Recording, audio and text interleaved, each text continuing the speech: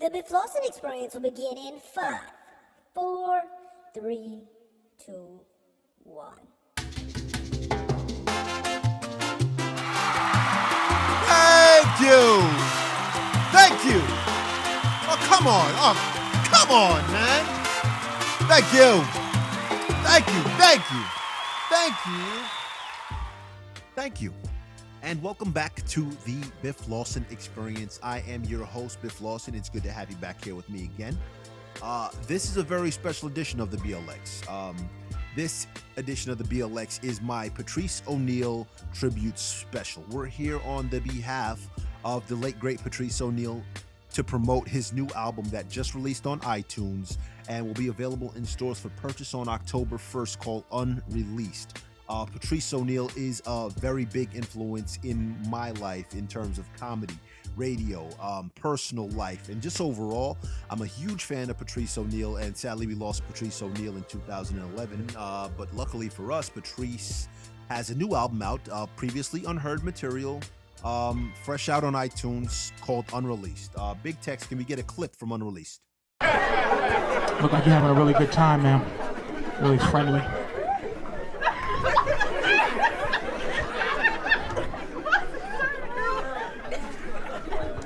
What's the matter, sweetie? You see I'm talking to you, and I'm not afraid of, like, big black bitch attitude. It don't scare me. Hear what she said? She dipped her nuggets, right? That's what scared white people. You talking to me, nigga? Shut the fuck up. Shut your ass up. Don't get gangster. Don't look out the corner of your eye around here. You ain't gonna embarrass me. Eat that motherfucking chicken finger for the sauce dry up. I asked a question. You talking to me? You better not be. Shut up. Shut the fuck up. Shut your ass up.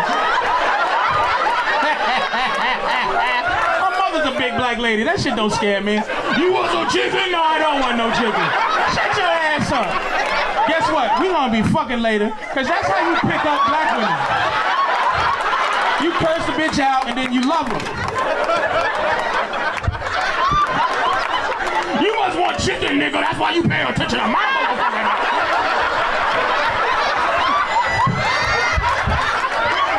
Eat your ass. Get her friend protector. Shut the fuck up. Sit your ass down. Go ahead, babe. I'm just fucking with you. You know I'm playing. I saw your titties and I thought that was the best way to come over and introduce myself. I saw your titties too, honey. You a fat nigga with titties. Unreleased is a hilarious album by Patrice. I picked it up on release date. It's available now on iTunes and patriceoneal.com. If you order it on patriceoneal.com and use promo code BIFF, B-I-F-F, you get an extra discount on the album.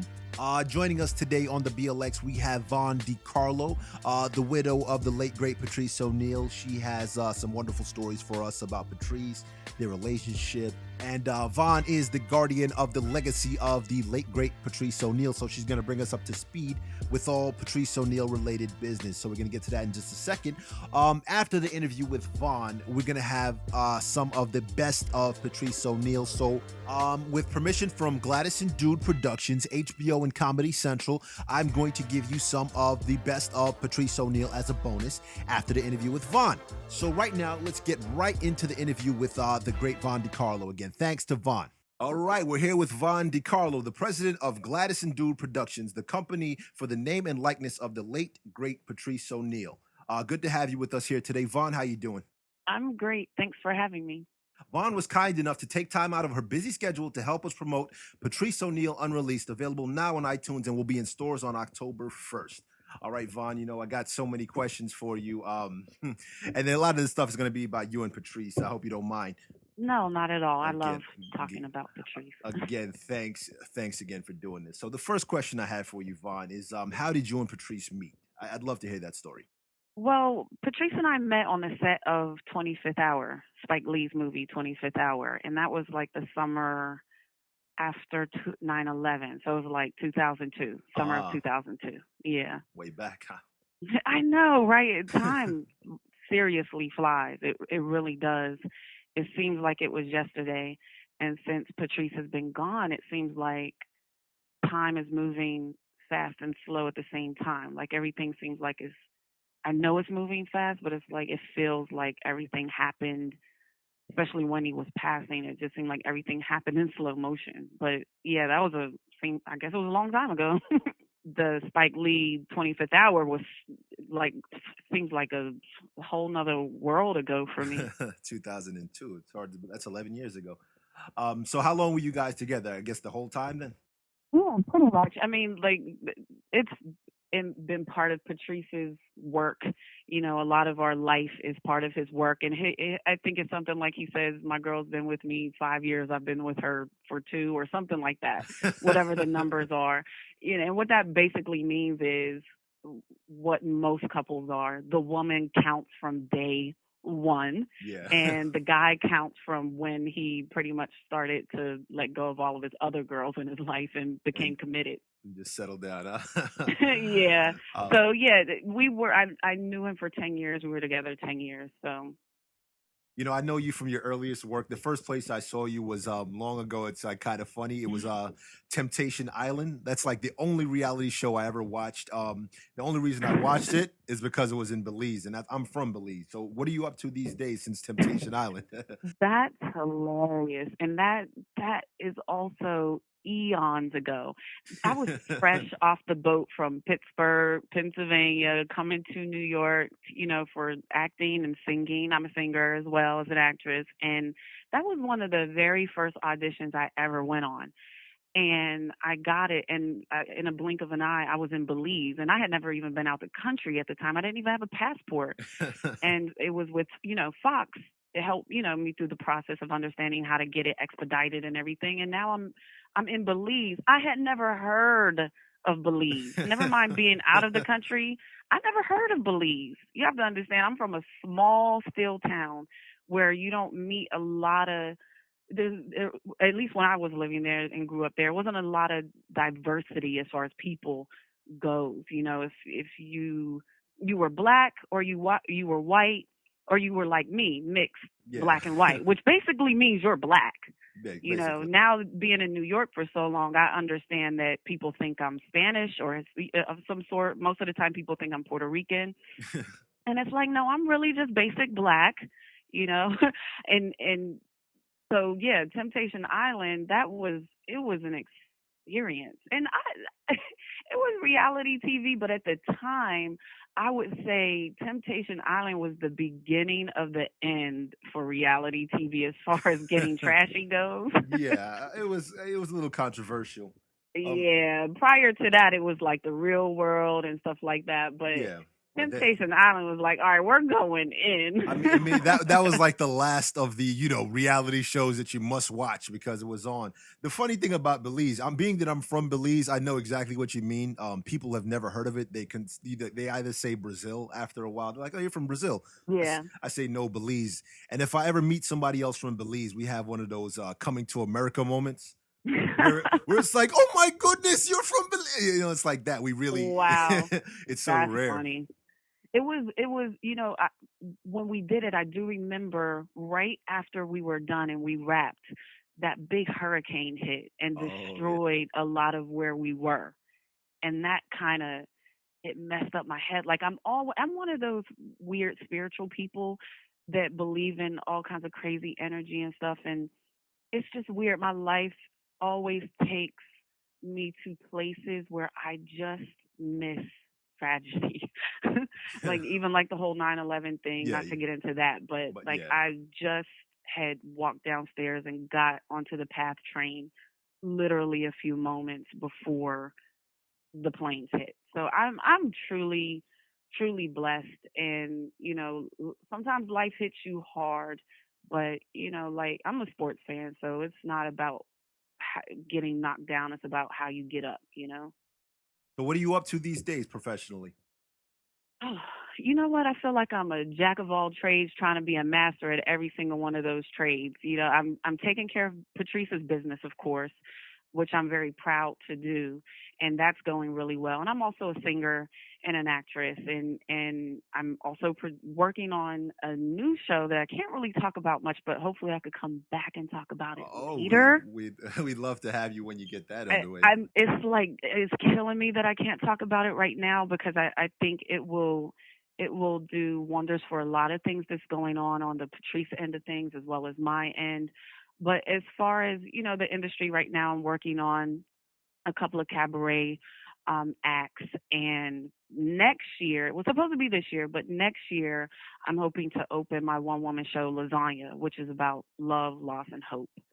I wrote this so long ago. Patrice actually titled it for me, Lasagna. And And explain the title, Lasagna. well, lasagna is the loose skin and stretch marks that some women get on their lower belly after having a Oh, baby. okay. I did hear him reference this in Unreleased. Well, he talked about it in some places. I can't point out exactly where he talked about it, but he did talk about it. I think on the Black Phillip show. And I'm not sure. he definitely did mention it on Unreleased, though. Oh no, definitely. Like this is old school stuff. Yeah. And originally the play was about, women's insecurities after, life hits you and how to rise above your own shortcomings, be it physical, mental, whatever it is. I'm like I said, I'm a singer, but I feel like I'm in a certain lane with my singing. Like everybody's not Whitney Houston. You know what I'm saying? And Yeah. sometimes you compare yourself to phenomenal people, and then that holds you back from what you are. But you have to realize that you have your own. I would hate to find out that there's a comedian out there comparing themselves to Patrice because you probably will never get on stage. It's me. You have to look within yourself and rise above that. And that's what the play was about at the time. But I shelved it and never really did it because it didn't have an ending. And I didn't know, what to do with it. And then when Patrice passed, there was this one time I was sleeping and I heard his voice like loud in my ear to the point where I like sat up and was like, what? And it was really weird because, he had passed and, you have those spiritual moments with like weird moments. This was one of those weird moments. And I just heard on me, it was like, go finish writing.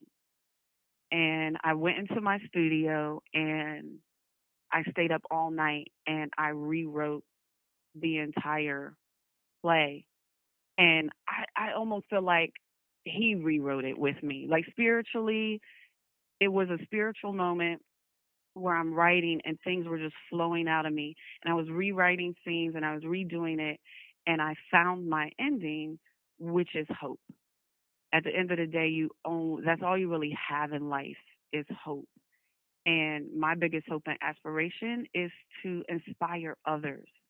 And with everything that I'm doing, that's what I want to do. And that's what he did. Ultimately, that was his biggest gift. He inspired people. And that's what I want to do with whatever work I do. And I combine my singing and acting and my writing and all the things that I do into projects where I can express myself with all of those things. I don't think that as an entertainer, you necessarily have to stick to one thing. Oh, wow. That was really good. You're right. Absolutely. I feel the same way. That's a beautiful story. Yeah, people tend to pigeonhole you, and it's like, well, what do you do? What is the one thing you do? And then next thing you know, you see people doing 50 things, but they only talked about one. I don't really believe in that. It's especially as an entertainer, we all usually do more than one thing. If you do radio, you probably do comedy, or vice versa. If you're a comedian, you're probably an actor. So I don't feel like you have to just do one thing. You do have to have a focus, definitely. And that's what I would tell anyone. Have a focus, but don't pigeonhole yourself to where you think you cannot do something else or incorporate something else into what you do. One of the things I got into after Patrice died, I after the smoke cleared, I started working. I dove into work, work, work, work, work, work. I got to take care of this, my daughter, the business. I just covered myself in work. And around April of 2012, a few months after he passed, and I broke down and I literally slept 18 hours a day with no exaggeration. I only woke up 3 times a day, and that was in the morning to feed my daughter before school, and then I would go back to bed. Then I would wake up again for when she got home from school and feed her something, after school snack, go back to bed. Wake up around 6 o'clock, fix dinner, have dinner with her, go back to sleep around 7, 8 o'clock, and sleep all the way until the next morning without waking up. I was literally exhausted. So by May, I just was like, "Oh my God, this is not healthy. I have to do something." And one of the things the very first thing that came to my mind was UCB theater. I had worked with Patrice on the Patrice O'Neal Coming Soon show, the web series, and I was the only female cast member, and I was also the only non-stand-up comedian person there. And everything was improv. Everything was, directed by Patrice, and we would just go on set and just make stuff up. It was sketch comedy, improv comedy, and I had no experience, and I used to always wish that I did. But that's experience. Yeah, and that when I woke up out of my daze around May of 2012, I was like, UCB, I'm going to just start taking classes. And I got into improv, and I've been doing it ever since. And now I'm in a musical improv group because, of course, I have to incorporate singing. Double threat. Right. So I'm in a musical improv group now called Good Catch, and we've performed the Pit. We have more shows coming up in September, October. I forget the dates, but it'll be on the Pit's website or on Good Catch Comedy is on Twitter.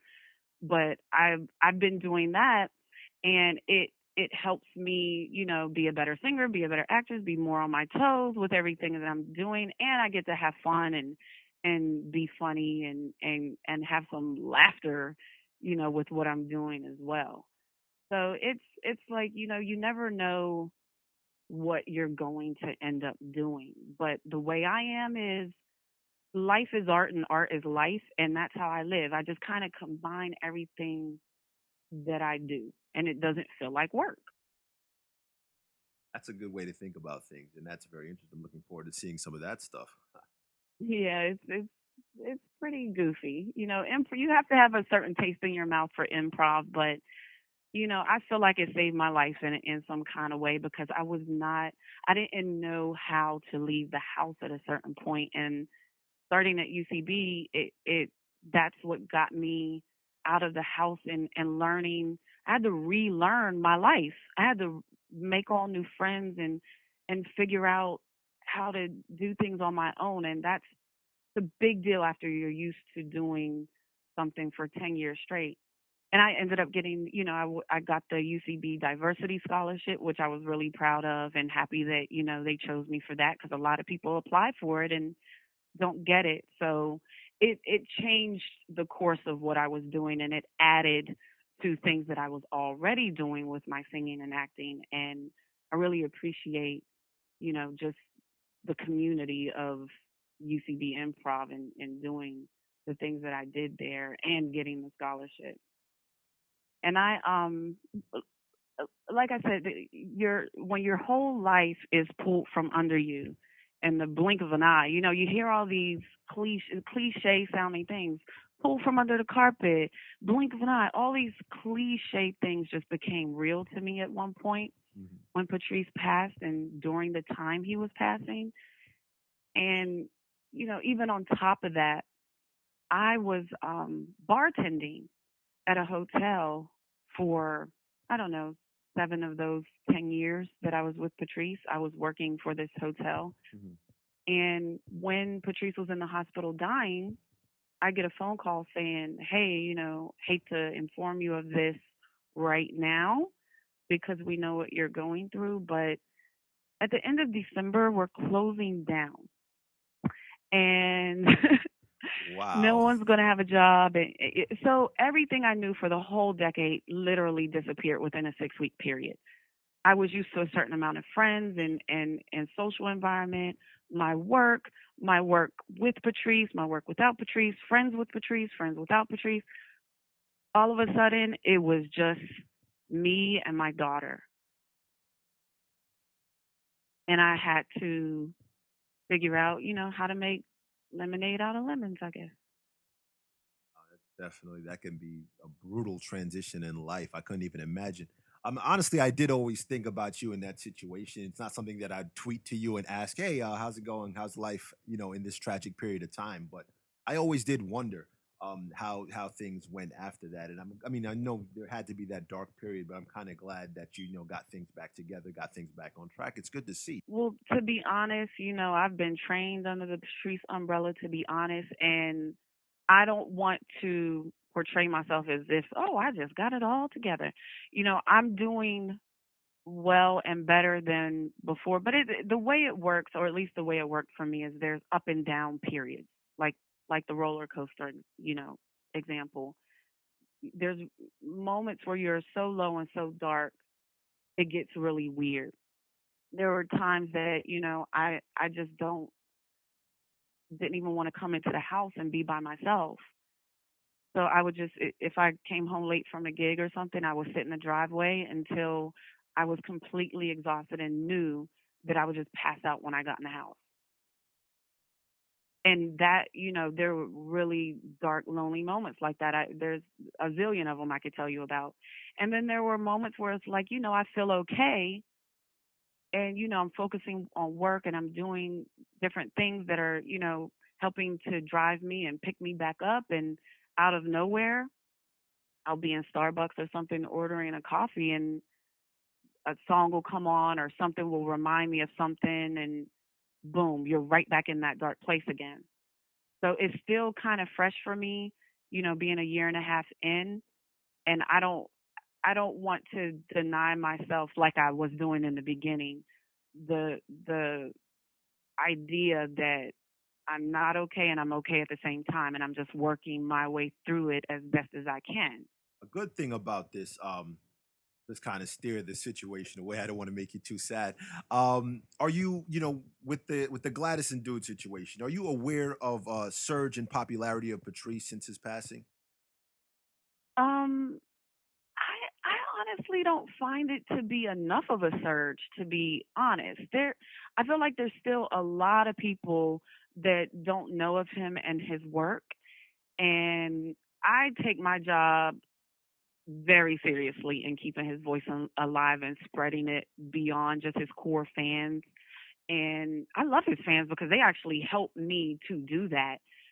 There's people that would tweet me and say, hey, I told my brother about Patrice, or hey, I just bought Mr. P or Unreleased or whatever for me, and I bought it for, my coworker. Or someone tweeted me the other day, this is my go-to Christmas gift list is Patrice O'Neal product. Oh yeah. So I think it's important because he wasn't just a knock knock who's there comic.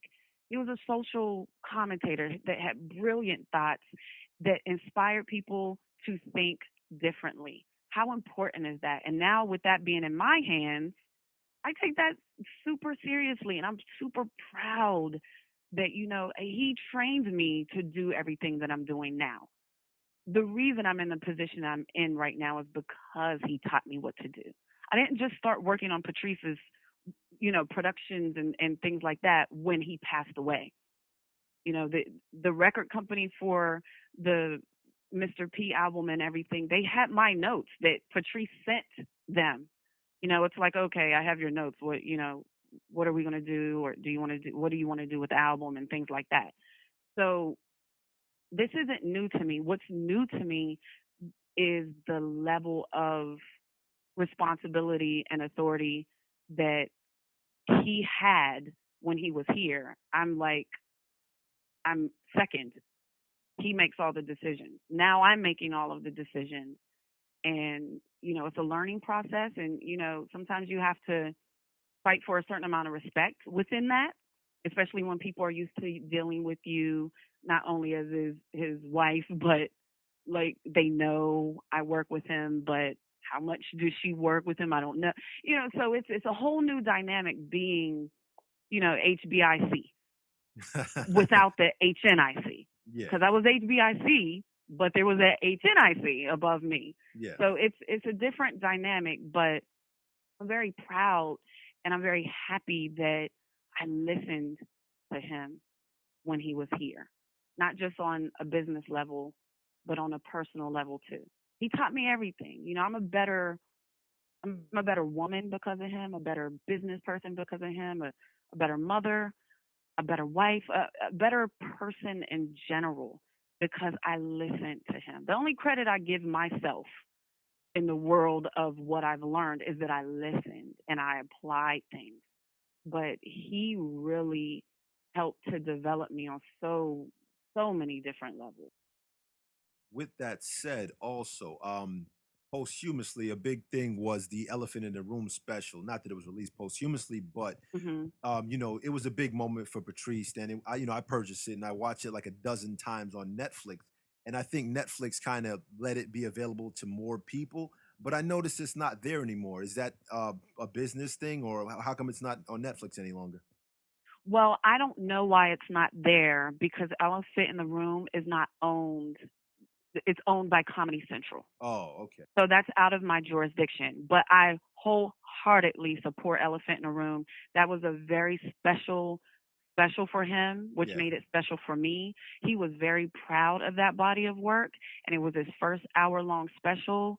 And on top of that, he gave me the opportunity to write the music for a special, and that was my first published song. So I'm very, they own it, but I'm not the type that, if it's not going into my pocket, then, I don't want anything. No, if it's authentically Patrice and it's something that he did, something that he would support, and I know what he would say yes to, and I know what he would say no to. If he was still alive right now, Comedy Central would still own Elephant in the Room, and they would be doing whatever it is that they were doing. So I'm not against that or Comedy Central or fighting anything. And if people want to buy Elephant in a Room, that's fine. If people want to, just buy something just to support, then, that's the Unreleased stuff and the Mr. P stuff and anything that, that you will find on patriceoneal.com. But Elephant in the Room, the Patrice O'Neal Show web series, those things aren't owned by us, but that does not mean I don't support it. No, definitely. But that was a big moment in terms of popularity. After he passed, it was just there. It was on the main screen. I know on my home screen for Netflix for a long time, and I'm not sure if that was just coincidental or maybe my preferences, but it was there for a long time. And I know a lot of people watched it and heard about Patrice mostly from that special. Not mostly, but that was a big part of it. Oh, definitely, and he would be happy about that. If you would say, I know Patrice from Elephant in a Room versus, I know Patrice from the Charlie Sheen roast, and he could make the choice, he would make the choice for you to know him from Elephant in the Room without question. Definitely understandable. With that said, do you have a favorite Patrice special? Probably Elephant in the Room, to be quite honest, because like I said, it was so special to him for so many reasons. And then, he gave me such a huge opportunity at the time. I was new to writing and producing music at the time, and he believed in what I was doing, and he was very supportive of it. And I may have had the opportunity only because I was in his circle, which that's what he wanted to do, was not just me, but his friends and fellow comedians that was in his circle that were entertainers in his circle. He wanted to create opportunities for them. And I honestly think he was proud of his work, but he was super proud that he was able to give me that opportunity. And it didn't come easy. I literally wrote 6 songs. Like, people think I had it easy with Patrice. I had it probably harder than anyone else. Because he's a perfectionist. He's not just going to put you on anything and you do mediocre work. You have to really bring it. Or he's not going to think twice about telling me no. He kept telling me no. And it got to the point where he was like, well, maybe I'll just have, Comedy Central buy, licensed out, try to get Run DMC Rock Box because that was his favorite rap song. And he was like, you could do it, but, if not, I'll just have that done. And the only instruction he gave me was, you know me, you know your man, you know what type of man you like, you know what type of music I will walk on stage to. Do that. Kiss me on my forehead and walk away. I'm like, that's it. That's the only Write bit a of song guidance. to that. And I gave it a shot, and finally I nailed it. And he was like, that's it. Finish that. And I'm like, cool, I got this. And I brought in his partner at the time with Big Mama Productions was his production company, and it consisted of 3 people: him, myself, and Gino Tomac. Which he was HNIC, I was HBIC, and Gino Tomac was HHIC. What's that stand for? What's HHIC? Now, if you know what HNIC, HBIC, HH, I'll just say Gino's a white guy. Oh. I'll just say that. HHIC, I got you. Right. And Gino plays guitar. I play a little guitar myself as well, but I was not, I couldn't play what I was hearing in my head. So I brought Gino in to play guitar on the track with what I would, describe to him the feel of the song, what I wanted it to sound like. And I sang it out and whatever. And Gino played it for me. And that became Cool Ride, which is the music for Elephant in the Room. Patrice was thrilled. He was thrilled that I was able to do it. He was thrilled to give me that opportunity. He was thrilled that Gino played. It was just a whole mess of happiness, going on there. But funny enough, it debuted on Comedy Central at the same time as the NBA, I think, All-Star games during the dunk contest. It's Saturday night. I remember him teasing me like, bitch, you want to go watch the dunk contest like everybody else. This was a setup. That was more important at the time than your own song and his special debuting. Well, Patrice and I both were, big basketball fans. He was a big football fan too, and he talked football a lot, but with us, as a basketball thing, because that's my sport. I love basketball, and he was Celtics, I was Knicks, so you can imagine those conversations. Yes, I could imagine. I'm a big Knicks fan myself. I do have some questions about the Knicks. Let's just look on this subject. Let's get into the Knicks. What do you feel about the 2013-2014 season? How do you think we're looking? Honestly, I think the Knicks are going to be okay. We got J.R. Smith and Shump back with Melo and, added some good new pieces. So I think it should be a fun season. I'm not too worried.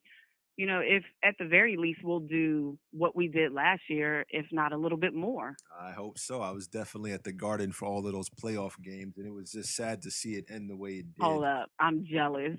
You were at the Garden for all the playoff games? I'm going to cry. For my vacation this year, I have no vacation time left during the day job. I used my entire vacation and said, whatever the Knicks are playing, give me the day off and I'm going to the game. That's what's up. I went to the games by myself, and I met one-armed handicapped dudes that are just hanging out there, high-fiving everybody, hugging random Jewish people I've never met or seen again. It was such an emotional thing, especially we won all the games. Yeah, I haven't been to any Knicks games for a long time. Patrice actually used to take me to the Knicks games, and he kind of spoiled me with those good, juicy seats. At the time, he was doing web junk on VH1, so we had those nice, cushiony, nice, close seats where, I could yell at the time, Coach D'Antoni, like they're going to kick me out because they, I think my hashtag when I do it on Twitter is Coach Vaughn. Anytime I'm talking basketball, I hashtag myself because I think I know what I'm talking about all the time, which I do. I predicted everything properly last season.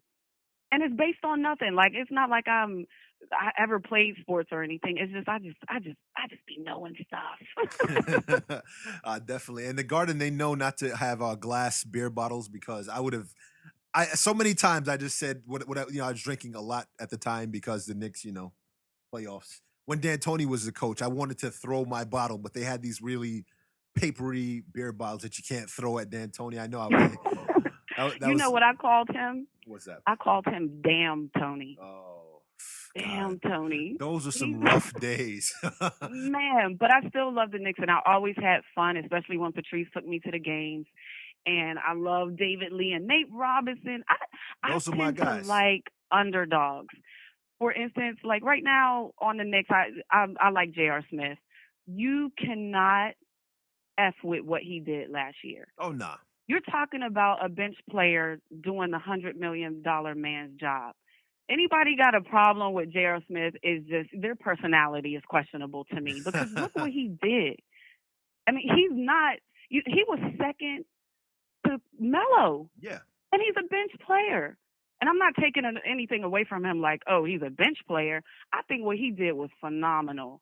And, you know, he could elbow me in the eye for all I care for what he did last year. Come on, people. Oh, that suspension. Oh, man. Yeah.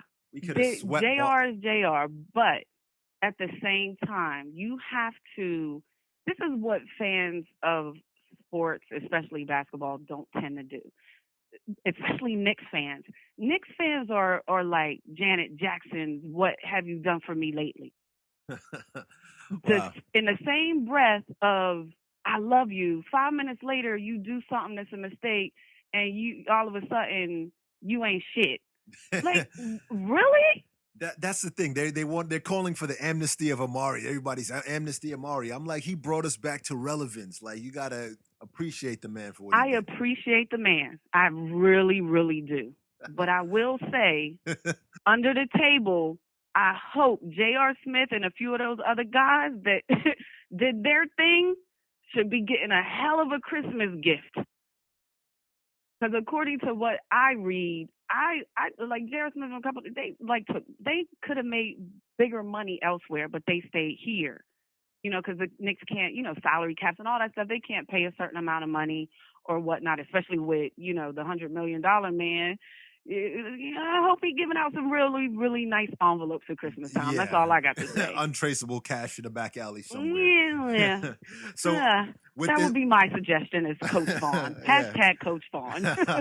So what do you think about Brooklyn moving into town? I'm not a fan of Brooklyn. I'm not a fan of the Nets. Do you think they're ever going to be the top team in New York City? Now, that's a double question to me. Will they be the top team in New York as far as a fan favorite, or will they be the top team because they're going to win? I can answer both. All right, just, so let's start with this. They made some big moves in the offseason. They have, a pretty, on paper, a great team. Do you think they could overtake us maybe in the division and become, go further than us in the playoffs? Well, okay. I'll answer that and say this. All right. I don't think they are. However, I hate saying this. I really do. It's hard for me. I know what you're going to say. Let me tell you what makes me a little nervous. You might not. Let me tell you what makes me a little nervous and how I think with sports. All right, the Nets, they're hungry. It feels like they're determined to prove something and all of that. And I don't know if you read what I read, but the Nets already started getting their key players together, like in LA and stuff, and started pre-practice to the pre-practice. Yep. Last year, the Knicks and the Nets both started training camp a couple weeks early, which I think they're both on schedule to do this year as well. But for the Nets to have already focused now, it makes me a little nervous. Do you remember the last year when we came back from the All-Star break and the Knicks played the Pacers? Oh, yeah. And it was like, the Pacers, they was like, screw All-Star week, we're practicing. And then they came in and, like, our guys was like, still seemed like they were on vacation. Yeah. Oh, forget about it. That's my answer to that. You made me nervous. That's my answer to that. That's my observational answer to that. But let's talk about popularity. I think, yes, Brooklyn has already made a big impact. But like Paul Pierce and anyone who think that they're gonna like run the city, I think they're a little delusional. because like you even if you I don't care if they went all the way and beat the Heat and got all the way to the championships and won overall, which they're not going to do. But let's say Definitely. hypothetically, Worst I case scenario. still worst case scenario that would be like divine intervention from God, the basketball gods. But Mhm. hypothetically speaking, let's say that happened. I still don't think that they're just going to swipe up all the Knicks fans, because Knicks fans are some intense people. And you have this is what nobody from what I know have mentioned out loud. Y'all have Paul Pierce, Jason Terry, and Kevin Garnett. People in New York, we're supposed to just like them all of a sudden? I don't understand it. I don't. Come It's like a on. switch with some Come people. on now. Paul Pierce, you think you're going to run New York? They hate, and I'm not saying I hate Paul Pierce. I'm saying I'll I give hate my Paul Pierce. I want to give my rational explanation about hating individual players later. But as far as in general, Knicks fans, New York people, all of a sudden Paul Pierce and some Celtics is going to come in running shit. Cut it out. Never. Like Raymond Felton said. Anyway, how are you going to run New York with Brooklyn on your chest? You start with trying to run Brooklyn and see how that work out for you. Do that, yeah. And I can't stand Paul Pierce. Oh goodness, I hate that guy. But now he's gonna be the man in New York. That makes Good me luck hate. with that. That makes me hate Brooklyn more. Good luck with that. I was already not a fan of Brooklyn last year. I mean, I went to the opening of the Barclays Center, the Jay-Z concert. I was there, and I like the Barclays Center. I feel it's cool. It's a nice beautiful. building. I went to a Bulls game, and I was happy to watch Nate Robinson play because that was my favorite Nick when he was here. But I went to a Bulls and Nets game. The Barclays Center is beautiful, and I'm a fan of Jay-Z. I'm a fan of big business of any sort. Oh yeah. I am not hating on bringing the Nets to Brooklyn. I think it's genius. I love it. And the Barclays Center is beautiful. It will make you not even want to. You have to be a really big basketball fan to actually sit and watch the game because it's so beautiful and so many things to do in there. You forgot you came for a game. It's like a museum. It's a lot nicer than a garden, even after the renovations. I got to say that too. Absolutely wonderful. But when you're talking game to game, team to team, come on now, relax a little bit. Nothing beats the Knicks. I don't care if I had to sit on a one of those crates or like a cardboard box in Madison Square Garden. I'm a Knicks fan. I'm always going to be. Right. And what I wanted to get out really quick about I don't typically hate individual players. Like I'll give LeBron James as an example. Okay. During the whole phase of we hate LeBron because he didn't come to New York and all of that crap. I never rode with that. Like people on Twitter, like if I support LeBron, like once the Knicks is out of the game, if you're not playing the Knicks, I'll go, all right, what is LeBron doing? And for me, what that means is I'm not going to be a bandwagon rider of any sort. Anybody who says they hate LeBron James is a hypocrite. And the very second he puts on your team's jersey, you'll be kissing his ass. Yep. So shut up. That's true. A lot of people miss that point. As an individual player, he is phenomenal, and shut it up. Probably the best physically gifted athlete to play the sport that he's playing, you know. You hate LeBron until he puts on your team's uniform, and then all of a sudden you got a bad memory about your bad mouth. Cut it out. But that's the way the NBA is. You can't hate an individual player because tomorrow they could be on your team. Yeah, that's true. And the person that you claim you love could be shipped off to the team that you hate. Mm-hmm. My thing is team by team. I support the Knicks as a team, but individual players, I'm supposed to hate Nate Robinson now that he plays for the Bulls? No. That's ridiculous. Who do I well, you know who I stopped following that I used to support after he left the Knicks is Landry Fields. I was such a big supporter of Landry on the Knicks. But the minute he left the Knicks, I unfollowed him on Twitter. I'm like, you know what? All right, you're out of here. First of all, he did have a good rookie season with us, but I knew as soon as Carmelo came, it was a wrap. You know, he did a cute little thing. You know, Jeremy Lin and everybody. That was cute. But calm down. Yeah. Calm down, everybody. Calm down. I think he's the only one because I still support David Lee, Nate. You know, the extended guys. Even what's this guy's name? Well, that's because when they were here, they weren't. those guys, when they were here, they worked hard. Oh yeah. They worked hard, and they didn't have all the elements to support their individual greatness, but they were still like hard workers. They were not chumps. They didn't go out and just not try. They played to the heck of the top of their ability. You cannot be mad at people who do that. Wilson Chandler's the guy I was thinking about. Wilson Chandler that got traded. I still support these guys. Yeah. You know? These are good guys, definitely. But hey, the New York Nuggets over there. You know, I like the new. It's like my second team. Gallo and everybody. Anybody who was here during that time, they're all right with me. You know, those are good guys, like you said. But Patrice, he was Celtics, and a lot of my knowledge that I got, as far as basketball is concerned. I'm from a sports town. Pittsburgh is all about football, though. Yeah. And, once I got to talking with Patrice about basketball, he was always really intense. Like, that you ain't just going to be running your mouth without knowing what you're talking about, all emotional. You could have your emotions, but you better read something. Yeah.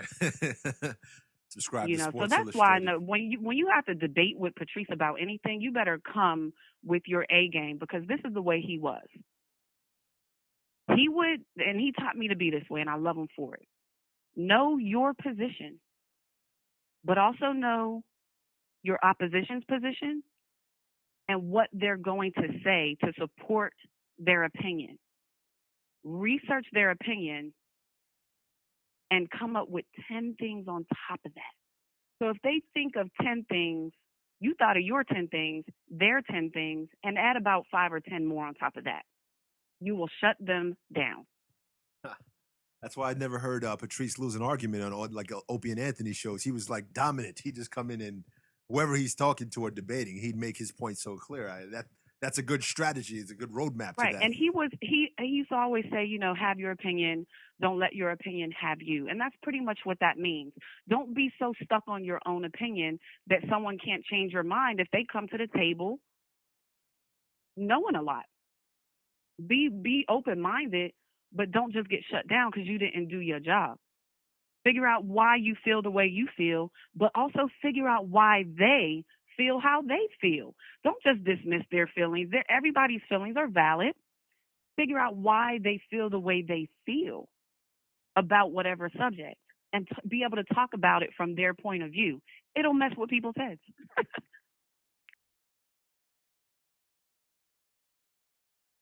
Mm-hmm.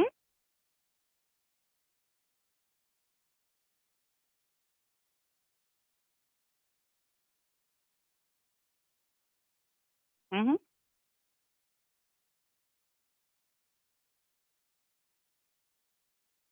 I would say about, should I admit that? Of course. Yes, it was. He wasn't, Patrice's jokes weren't jokes. He was just discussing life. And it was like, even if you sat into back-to-back shows, if he had a show at 10 and then a show at 12 at like Caroline's or something, he might talk about the same subject, but it felt like, and it really was, like, you ever tell a story to your friend and then somebody else comes and he's like, oh, I got to tell you the story. Then you got to tell the story again. Yeah. That he was just telling stories from his life. And he was working these philosophies and these things out in his head. And then he was presenting them to an audience and making them think about it. That's how he was. There was no difference between Patrice sitting on our couch having the same discussions you would see him have on stage or on the radio. There was really no difference. Never saw him write down jokes. So it's just natural. I mean, it felt that way. It felt so real and organic. It was. It was very organic. He had his point of view. He had things that he wanted to get out and talk about, sure. But it wasn't like, oh, knock, who's there? No. It was coming from a real solid place. All right. I got to tell you about my favorite Patrice clip. One of my favorite clips.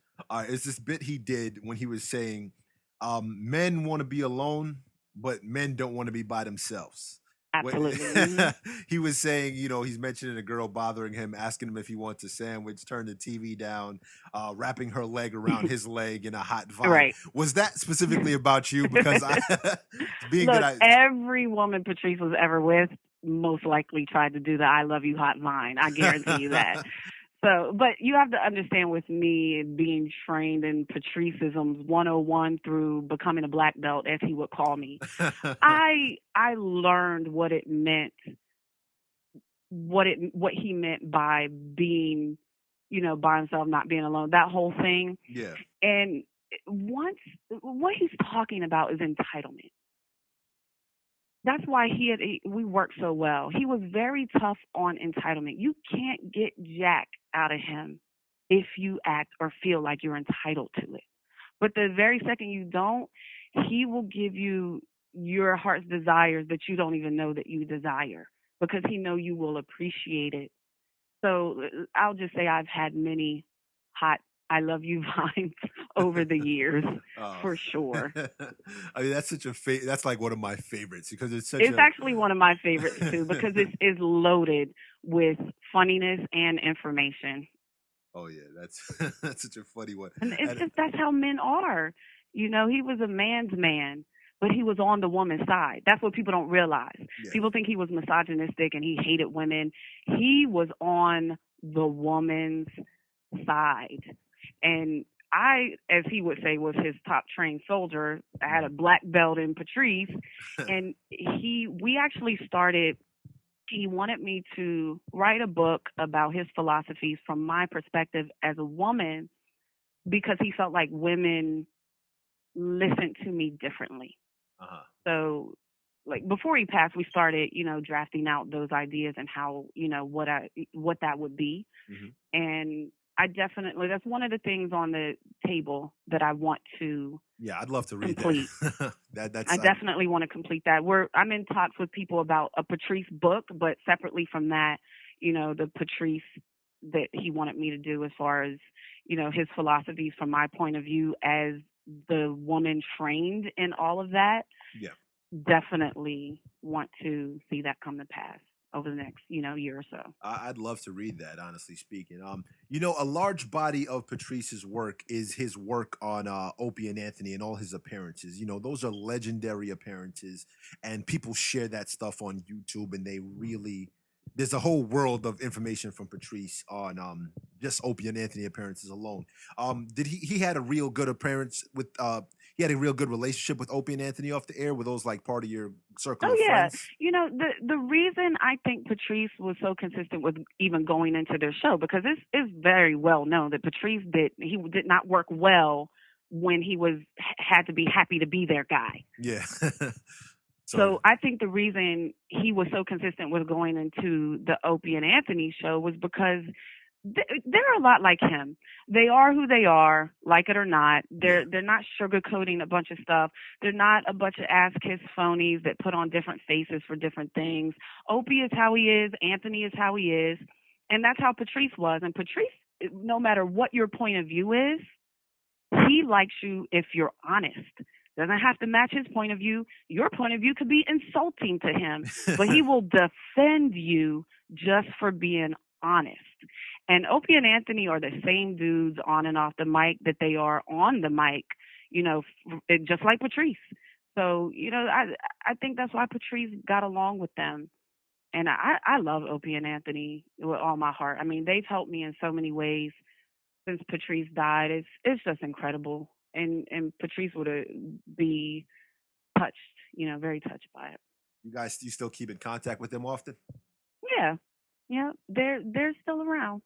They're definitely still around. And as far as, helping to support, what I'm doing as far as Patrice's business and Mr. P and Unreleased, they're definitely still around. And when Sirius XM, Opie, those guys, whatever they did to talk to Sirius XM to have them sell Patrice's work that they did online at the time, and people would buy it, and 100% of the money came to us, which for Sirius XM, God bless them, that was unprecedented for them. And if it wasn't for O&A and Jim Norton, I don't know that a corporation would do something like that. And so love to Sirius XM for doing it, but super love for them for even suggesting it. And they, it's not like it stopped. they're wonderful. That's all I could say. I don't want to get too Yeah, but detailed or personal with it, but they are his real friend. That's good to see because you And they've hear it. done things that they don't even want credit for. That's why I'm like, let me shut up before I say too much, because I they catch don't you. want credit for the things that they have done. They don't. It's just that they loved Patrice and they were hurt by his passing like real people, like a real friend. And, that's all I'll say about that before I say too much. We got you. With that said, like I didn't even know that Sirius was selling some of that stuff. I'm gonna have to look it up. Like after I purchased Unreleased and Mr. P and Elephant in the Room, I have a physical copy, and I think I purchased it on my Apple TV. And after it got off Netflix, I'd pay anything. I'd pay $200 for a box set of Patrice talking for 16 hours for sure. I'm a huge fan. That's really sweet. I can't get enough of the guy, really. Here's another question about Patrice. Were you with him during his stint as a writer for the WWE? No, that was before me. That was before. Yeah, but he did used to talk about it a lot, in that it was one of those times where he lost a gig for not compromising himself.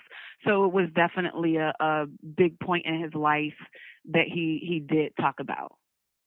Are you at liberty to say what he didn't compromise, or because a lot of my listeners are WWE fans and Patrice fans, and this is an area like he talked about it himself, and I don't want to F up the story too much, but you could find him talking about it on ONA and different places. It was basically, he had to do something with them, but he had another gig, like a stand-up job, and they wouldn't allow him to do something else that he wanted to do. So he was like, all right, well, I guess I'm fired. He said Vince McMahon fired him.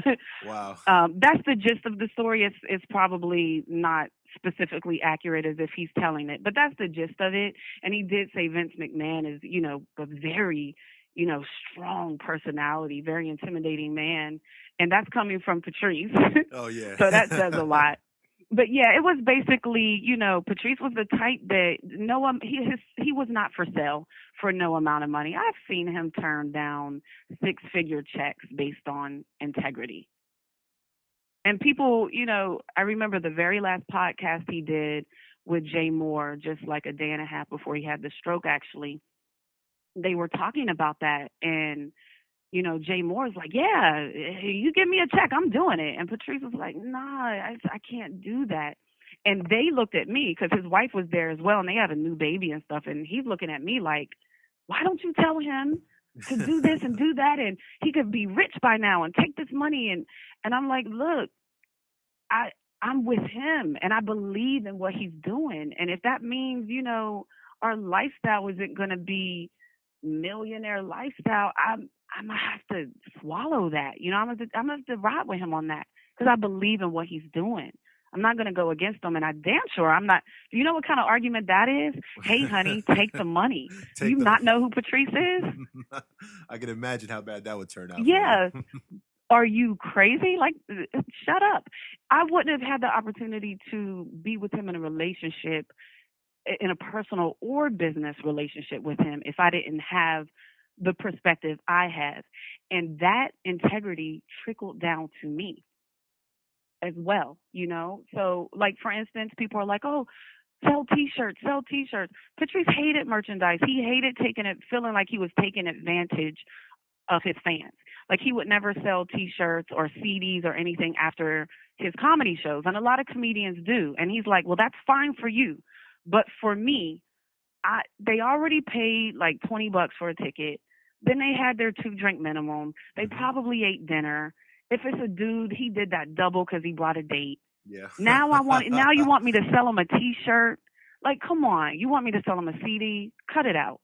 He hated taking advantage of people. So now when people ask me, sell a T-shirt, blah, blah, blah. No, I'm not going to do anything that he would not do. And that'll be a hard sell for me. Everything that you see me do is because you can rest assured. I think with my Patrice hat on, I know what he would say yes to. I know what he would say no to. And I'm not going to go past that. I can't be sold. And trust me, it's hard financially without him. It is. And I'm going to have a kid asking for college tuition in a short 4 years. It's hard, but I have to do what he did, which is make money with integrity or not. So, what would you like Patrice's legacy to be? What do you think Patrice should be best remembered for? Well, there's no secret as far as who Patrice was. Yeah. So I think that he should be most remembered for his brutal honesty. The permission he gave himself to be free and honest is what opened the door to all of his genius perspectives on race and politics, women, relationships. Anytime you find yourself going, my God, that guy thinks out of the box, it's because of that freedom and being brutally honest and being willing, as he would say, to take an L. And if you don't know what that means in hood terms, taking an L is, taking a loss. I know you know, but for the listeners who don't know. Taking an L. He lived off of that principle that I have to be honest with myself and take an L. Period. So for someone who knew him probably better than anybody else in the world, who was Patrice O'Neal? Who was the man off stage, just you and him? Who was Patrice O'Neal? Right. What was he like? Well, you know what? Like I just said, there's no special secret about who Patrice was. Yeah, I was the closest and most intimate with him and knew him the best and all of that good stuff. But who he was as a man was not a secret. He was a funny, honest, intelligent, articulate, like charismatic person with an enormous amount of integrity. That he was the same person all the time. And he wasn't just that for me. He wasn't different. He's not the type of man that, I'm going to be this way with my woman and this way with my friends or this way with that. He was always himself, and you were the one that had to take an L if you didn't like it. Yep, I can imagine. Yeah, so there's nothing that I don't think people don't know, except people who don't know him really, really well that misunderstand him. Like, he's a very generous person. And like I said, it wasn't just towards me. He never turned a fan down for a picture, for a conversation. We would be in the mall walking around or going to a store, and he would see a girl or a guy or something that had issue in their eyes and would just start talking to him like he knew him for years. I remember this one girl, we were buying clothes or whatever, and he was like, don't put your anger on my clothes when you're checking them out because you look pissed off today. Next thing you know, this girl is walking out of the store asking him, wait, what should I do? We sat down. I was like, uh-oh, I know what this is going to be. We sat down on a bench, and I just prepared myself to sit there and listen to him talk this girl through whatever she was going through at the time for about an hour, and that's exactly what happened. Stuff like that happened all the time. He was very generous. He wanted people to learn to think in different ways. He wanted people to have, especially women, he wanted them to have different options in their head. And he could not turn you away. He could not turn himself away from the opportunity of helping somebody. He really couldn't. And I really don't think that that's a secret. You know, people might be surprised to know, but this goes in with his generosity. Once he doesn't feel like you're an entitled person with him, he'll do anything for you. For instance, I'm always cold, he's always hot. Right? Yeah. So imagine nighttime, time to go to bed is an interesting dynamic. I'm freezing, he's hot. He bought blankets and comforters that are thick and heavy to the point where I can't fluff these out. I could barely lift them. This man literally tucked me in before bed. Like, you're about to go to sleep. All right, lay down. Let me get the covers ready. And he didn't do that. Like, oh, if he felt like he had to, would never do it. He wouldn't have bought the blankets in the first place. He did it because he knew I was trying. He was trying. His generosity was enormous. You could say, Biff could say, friend of Patrice, Biff, man, my birthday is coming up. I love chocolate cake. And you could just say it like, oh, I'm going to get myself chocolate cake. Yeah. Before you could get it yourself, you'll have it. Patrice would just go out and He was like that with not just me, his friends, his family. If you were in his circle or you were anywhere around him, you know that this is true. We would have cookouts at our house. People would be like, oh, what should I bring? Nothing. And he was dead serious. Neither one of us drink, but we had every liquor you could think of for the people that did. From wine to Patron, it was there. Beer, everything. There was a point where we were vegan for 3 years. Yeah, wow. Because, we were very concerned about his health. Yeah. We were vegan for 3 years, but we still had all of our cookouts.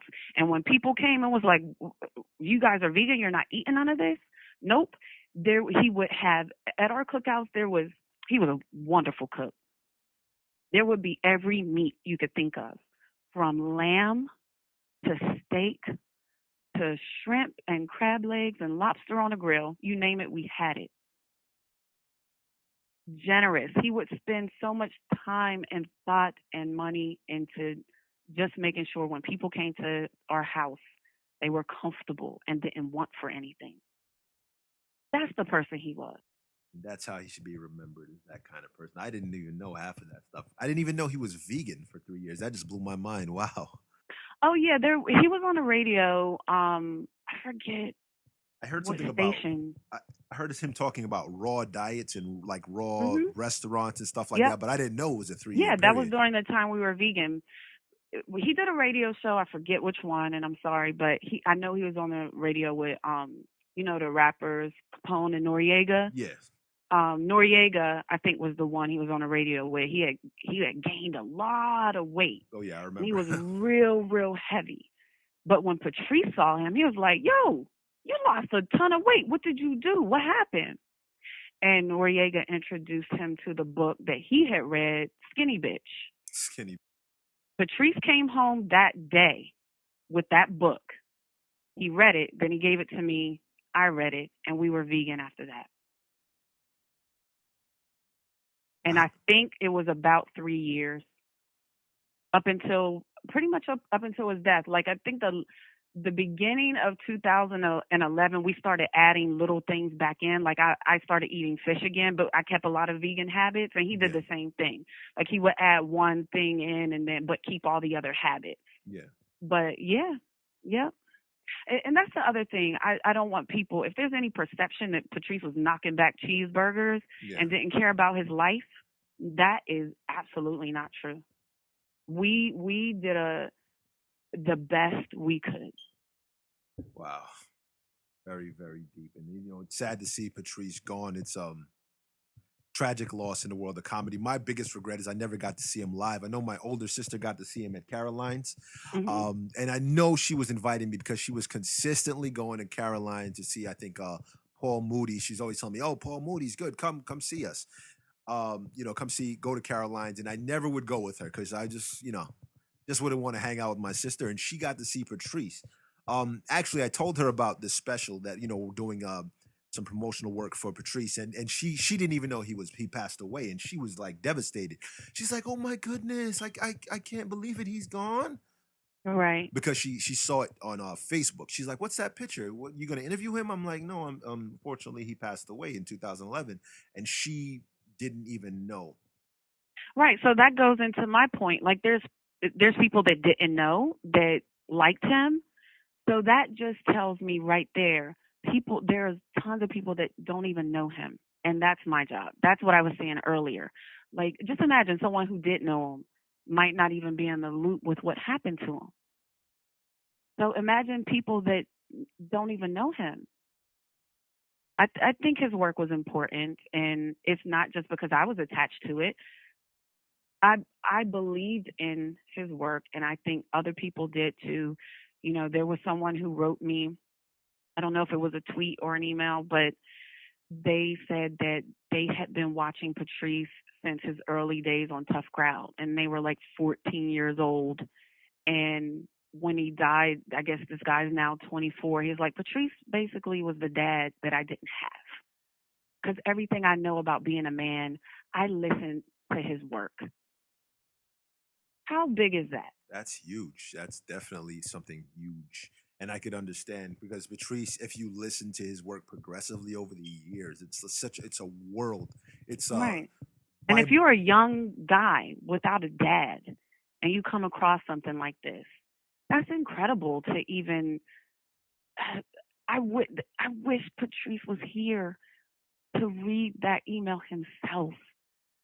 There's so many things that you go, I wish he was here to this, that, and the third. Like there's so many people tweet me all the time, hey, what do you think he would say about the Trayvon Martin case? What do you think he would say about Paula Deen? What do you think? What do you think? What do you think? What do you think? And my answer is always the same.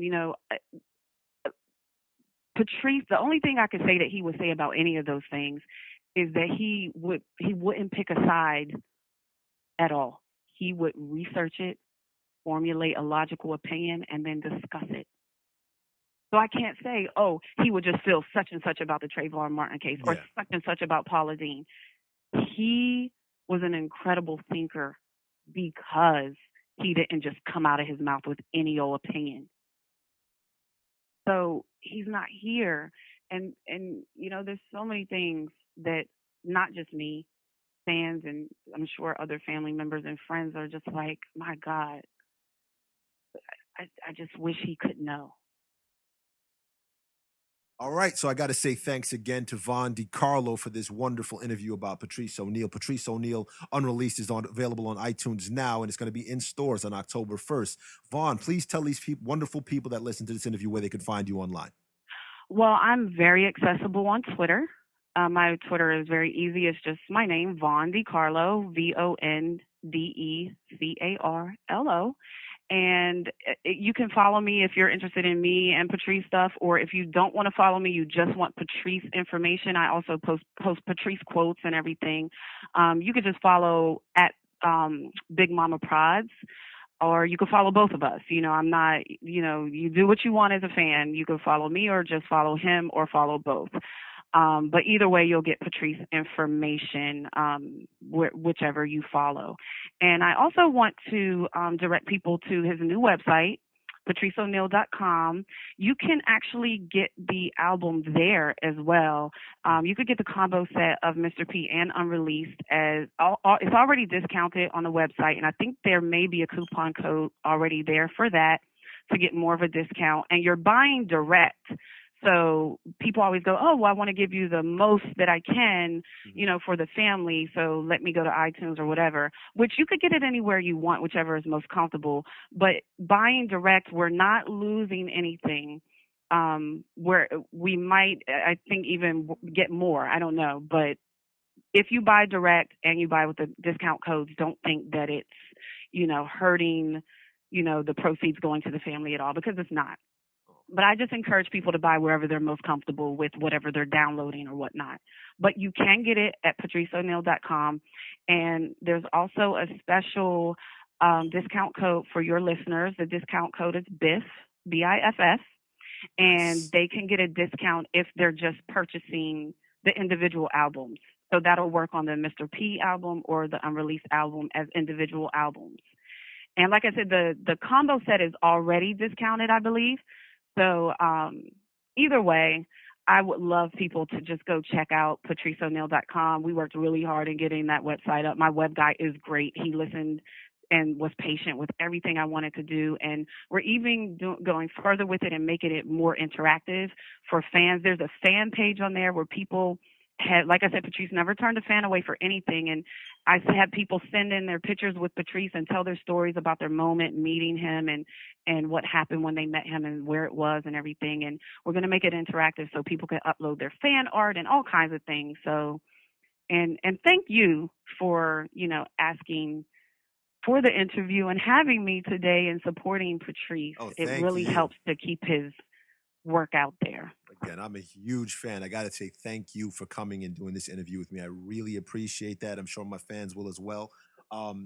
This was just a great hour again, and it's very emotional and it's touching and it's such good information out there. And, it's wonderful to have you here on the Biff Lawson Experience. I got to say thanks again to Von Decarlo. Absolutely. And again, I'm very accessible on Twitter at Von Decarlo. Any questions I try to answer back everybody. So thank you.